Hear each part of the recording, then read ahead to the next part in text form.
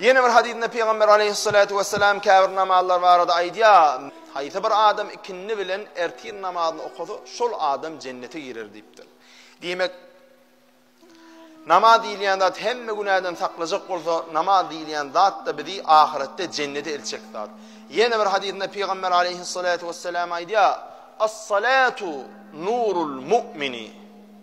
Namaz musulman adamın bir yüzünün nurudur deyipdir. İslam dinine ullukan bir buyruk bolansoň namaz diýilýän zat insanyň yüzüne nur çalýar. Çünki ol özüni ýokdan baradan Hudaýyna secde edýär. O bir de şunu bileýliň edi jemaat. Namaz bir önemli bir zat we namaz diýilýän zat ýerde buyurulan buyruk däl. Meselem orada ýerde buyurulýar. Zekat vermeklik, haca gitmeklik. Peygamber aleyhissalatu vesselam ýerde wagtyna ayet edip buyruk berildi.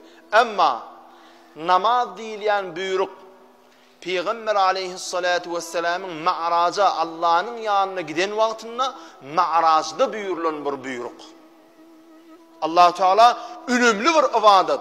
Musulman üçin, asıl insaniyet üçin ebedi dowlukdan halas bolup, ebediyen cennete girip, ebediyen Allah'ın öz söýgüli bennelerinin öz nur diýdan görkenmeklikde önemli bir zat, esasy bir zat bolanlyk üçin Ma'rajda öz ýanyna buyurdy. Ýoksam ýerde de buyurup bilerdi. Şoň bir ýöneköý zat däl, önemli bir zatdygyny bilsenler insanlar diýip Ma'rajda buyurdy Allah Teala. Ve namaz Allah Teala on Ma'rajda da aýdyp beripdik. Ma'raj gurrunun nerece waýyny ýadyňda düşýän bolsa. Bir 7-8 juma gidipdi. Ýene ýatly ýatdyýyk namaz ilki 5 wagt däl 50 wagtdy. Allah'ın huzurundan ýygyna aýdyp gelýärken Musa aleyhissalatu vesselam duş gelip: "Ey Muhammed aleyhisselam, ol Allah celle celaluhu senin ümmetina näme buyruk berdi?" diýende 50 wagt namaz diýdi. Musa aleyhisselam da: "Ey Muhammed aleyhisselam, dat bidat ýygyna gaýda göri. Allah'ın huzuruna bar da yalvara göri, 50 wagt namaz sen ümmetin başarmaz. Maňlaýy gara 5 wagt ordan maşariýat doğurdanam. 5 wagty qala edip beran adal. Ay elimem degen ak üýşürüp ýatdydan soň okaýanny, onam dilde diýe barandan ýatsyn zordan okaýan adam ýerine qadalar almaýar. Şeytan aleyhillahna bilýärmi näme diýýärler? Bolýar inson qada. Şunu okaýarmyş qada, ertele okaýarmyş qada diýäde. Soň üýşürüp okaýarsyň diýäde. Gowadyp bir dürtmesiz bir dady dürtýär. Bu da Allah'ın ýatsyn zordan ya okamada ona okanak. Qabat gelende bir qada alýar. Allah takladın elbet saçma aýtsam aýdyp otyň bar zat bolandan aýdyp otyň. Herse in uzyny öýle bilen ýatsy, şu in uzyny de bolsa 8 minut 10 minut gidýär diýjema. Ertir namaz 4 rekat. Ikindi namaz 4 rekat. Akşam namaz 5 rekat çygy diýjema. Bolsa 5-10 wagtyny gidýär. Dik durjak bolaýlym, gaýrat etjek bolaýlym. Inni Musa aleyhisselam bar ýygyna gitdi Allah'dan diläweri. Adatmasa sen ümmetin başarmaz bu 50 wagt namaz diýä. Peygamber aleyhissalatu vesselam da Allah Teala'dan dileýä 45'e getirýär. Son 40'a getirýär. Ýene dileýä 35, ýene dileýä 30, 25, 20, 15, 10. Iň sonunda 5'e gelenne Allah Teala Peygamber aleyhissalatu vesselam'a şu söz aýdýar: "Ya Muhammedu, innehu la yubaddelul qawlu ledeyye."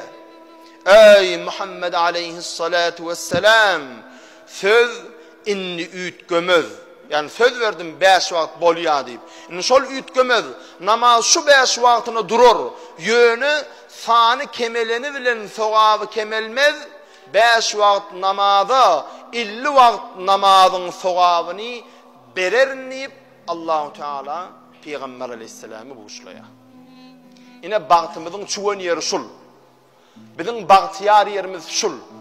Asıl buyurulan 50 wagt namazy Peygamber aleyhisselam birden geçiräýmesinler.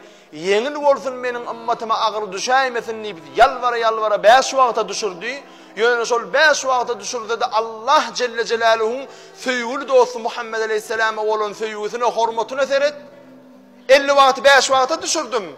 O 50 wagtla okamady 5 wagt okady 5 wagtyň sogabyny alsyn diýmedi.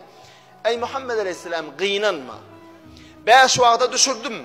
Amma şu 5 wagtam gaýymja durup okasa, şu başdaky buyuran 50 wagt namazymy okanyna näme sogab aljak bolsa, şu sogaby ýazar. 5 wagt okady, 50 wagt okady diýip ýazar nidi Allah Teala. Bu bir Allah Celle Celaluhu Peygamber Aleyhisselam'ın hormatına biz ümmet Muhammediye beren peşgeçi soğudu. Muni şu namazı okumakluk bilen, şu adaldılıp ad olsa da köp sowap berliyan namazı okumakluk bilen kadrını bilmeli di cemaat. Gayret edelim inşallah.